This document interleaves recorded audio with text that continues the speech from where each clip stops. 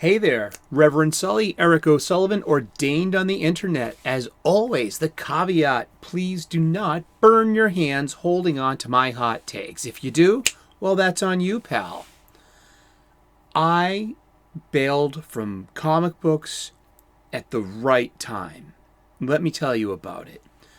First, I'm a lifelong comic books fan. I had the best comic book store growing up right in downtown Crossing. It was called Superhero Universe 3, and it was on the second floor, right on the corner of Washington and Winter Street. Across from my grandfather's office, I'd go visit him. He'd give me the Irish politician's handshake. He'd slip me like a 5 or a 10. I'd immediately go and buy some comic books. It had an entrance on Winter Street that was hard to find. And so it was like a secret entrance, like a bat cave entrance, And it was so cool. And it was the 80s. It was the early to mid 80s. And it was a wonderful time to be a comic books fan. And I was pretty much a huge X-Men reader, a huge Batman fan, Teen Titans, Spider-Man. And, the black costume was just in my wheelhouse. Secret Wars 8 came out when I was 11 years old.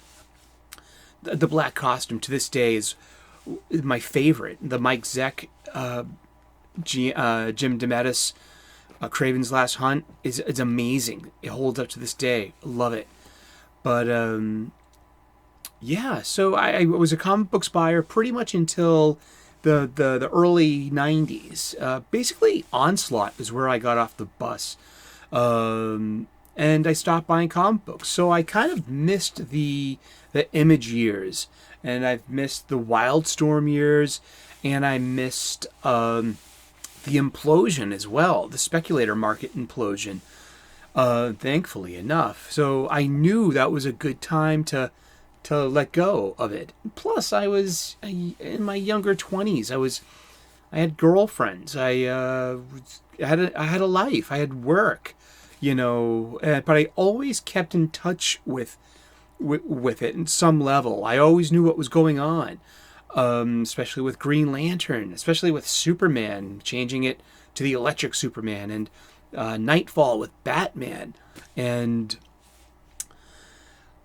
then I came back to comics consciously in 2001, early 2001, and I specifically started buying New X-Men by Grant Morrison. Did not know who he was at the time.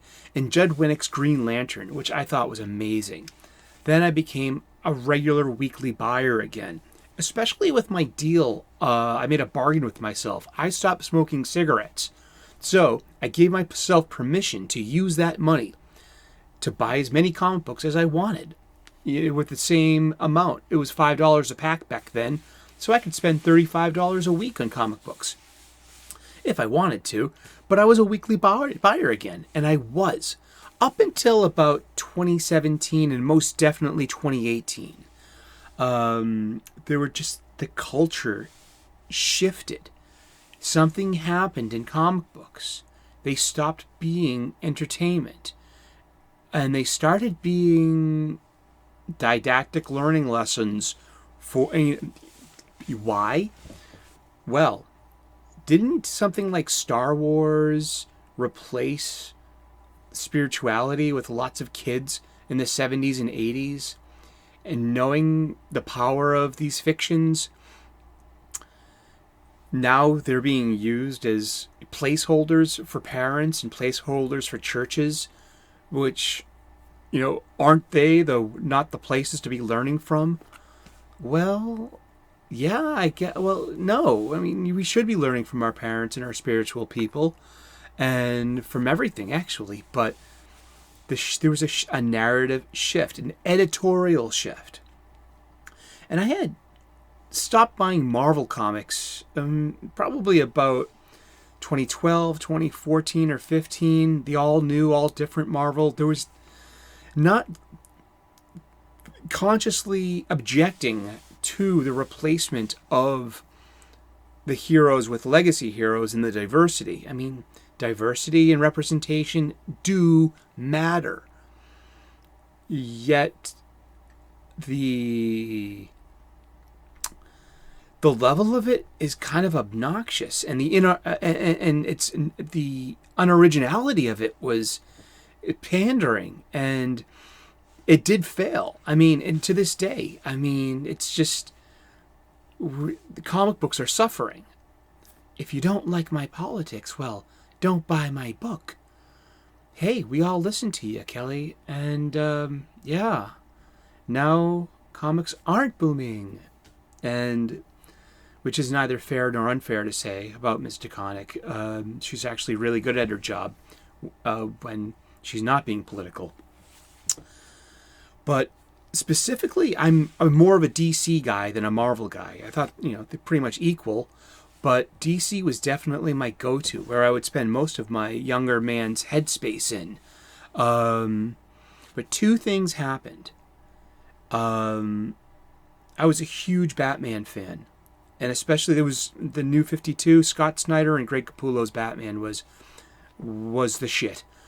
But Batman had a new sidekick in Duke Thomas. And this is one of Scott Snyder's best introductions in his run, was the young hero Duke Thomas being mentored by Batman Bruce Wayne, who, once again, Batman showing his powers as a role model and a mentor to young people. And he had this, so Snyder had this great mystery going on.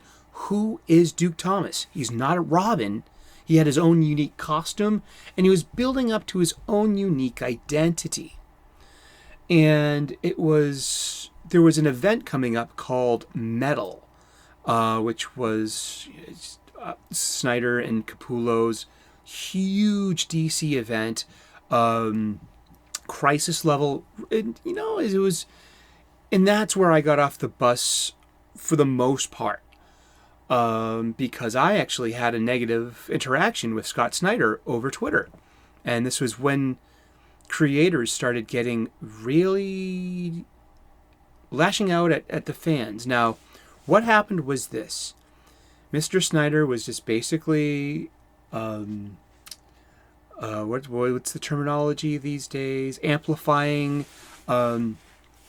the upcoming solicits. And now Diamond solicits usually are 3 months in advance, and they're really spoilery. So spoilers are usually part and parcel and out there. I try to avoid them as much as possible.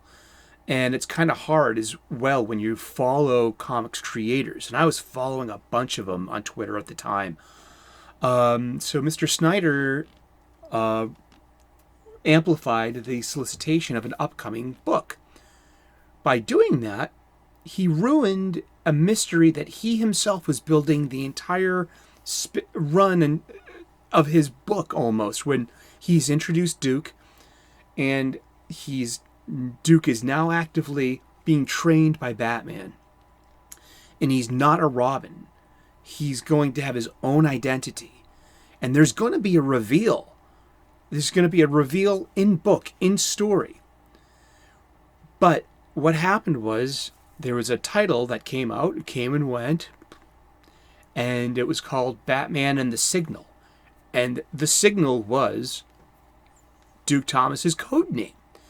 Now, this might seem like minutia to you or anyone, but little mysteries are what drive stories. Well, for me too, personally, but I was looking forward to this reveal in story.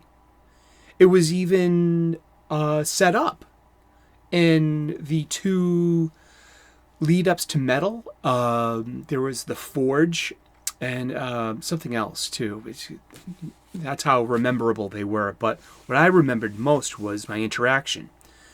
There was a setup in the Forge that was going to be fleshed out in Dark Knight's Metal. And then came the solicitation that, of course he's, pimping his wares, of course.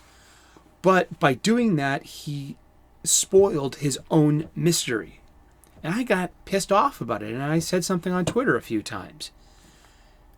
He responded to me on an email. Back then, I had my email information as part of my Twitter bio.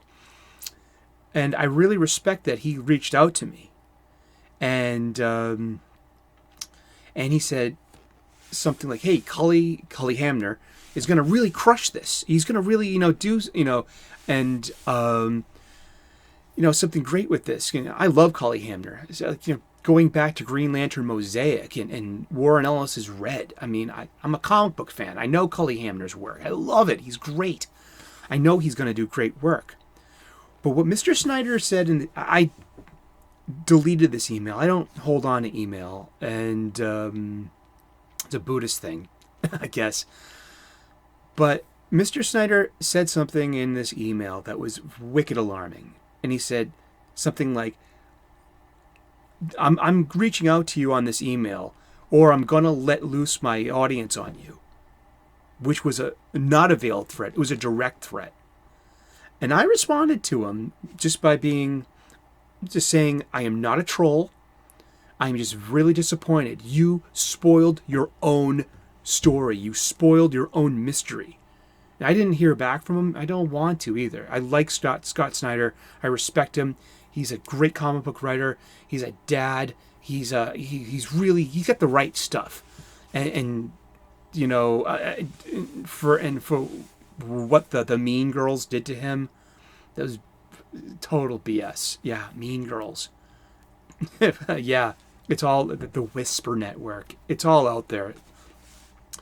Yet that it was like this consequence for having umbrage about a spoiled story note. I mean, that was keeping me going in Batman, was the Duke Thomas angle. I loved that character. I had so much hope and potential for this. Guess what? Duke went nowhere. The Signal went nowhere, kind of. He's just he's barely in the books. And but that interaction with Mr. Snyder left an impact on me. And I stopped buying Batman. And that was the beginning of the end for me with DC Comics. Was that threat of this consequence of, I will put my Twitter mob on you. Because that happened. And that's my story, and I'm sticking to it. And then 1 year later, the magnificent Tom King made Heroes in Crisis, and specifically Heroes in Crisis 7, where Wally West, who is now a mass murderer, was about to commit suicide in a really awful comic book. And that's where I got off the boat entirely with DC Comics. And that lack of genuine feeling for a subject that's just so... It's very close to home for lots of people when it comes to the mass murder at a safe space of a hospital type of place, a place of therapy, a place of healing, to not having any outreach to anyone struggling with the sensitive subject matter on DC's part, and Tom King just being Tom King. What a fucking punk. But yeah, it started with Scott Snyder and his email to me. And I respect that, and I really do. And I appreciate him too.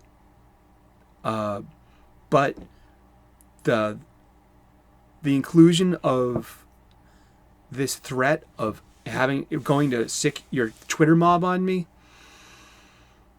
no, that don't stand, Mr. Snyder. And you had the opposite effect on me.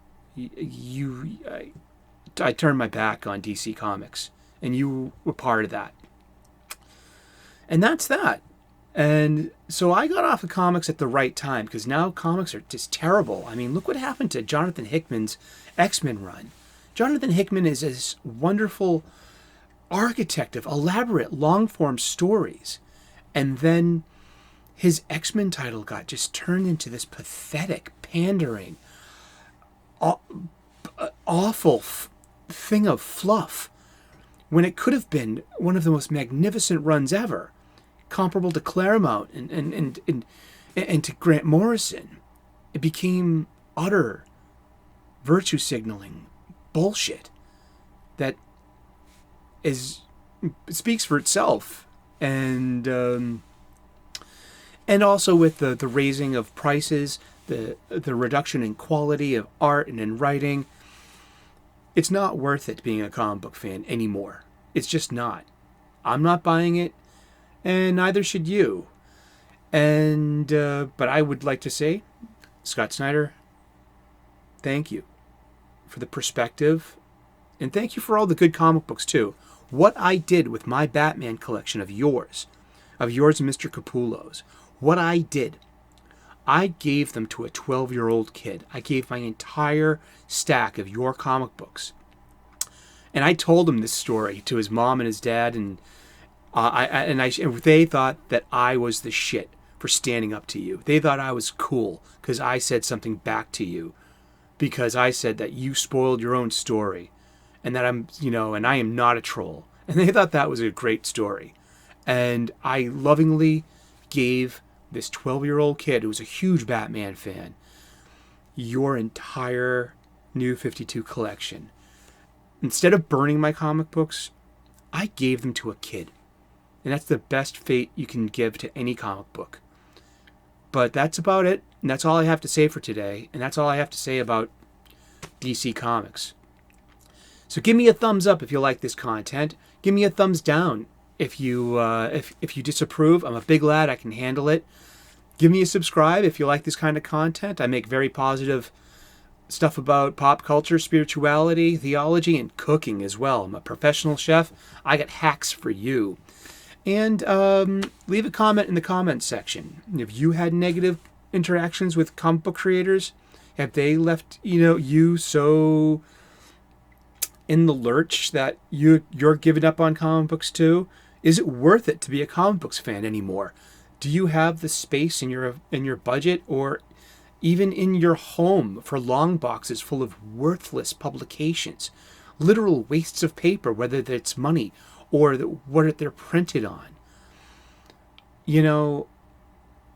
Like the Phoenix, this needs to end in order to rise up again. It's a cycle. It happens. And it's going to happen again. So I hope to have more positive things. I would like to be able to buy comics in the future. I will. But I will not buy DC Comics ever again. I will not buy Marvel Comics ever again. Thank you, Dan Slott. Thank you, Heather Antos. Thank you, all of you toxic creators. I understand that fans can be a bit much, especially with social media. And to hear someone like Perch say that changes are coming in the social media policies of these big companies, it's too little too late, as my ex-girlfriend said to me. All right, that's all I got for today. Thank you so much. God bless. Namaste.